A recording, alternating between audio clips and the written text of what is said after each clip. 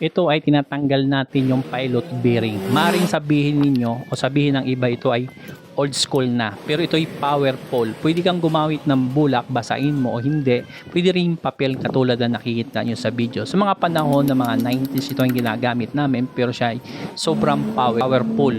At the same time, kung may gamit ka naman, mas maganda at madali mo siyang matanggal. Pero alam ko sa ngayon, marami pa rin gumagamit ng itong style. Meron tayong chinik na pahalasang vibration na kanyang mahina. At the same time, kapag kinambyo natin siya sa drive at reverse na pahalas ng kaldag, kung i-check natin ang kanyang engine support sa right side ay sila na. Kaya pinapalitan natin sa may-ari katulad sa video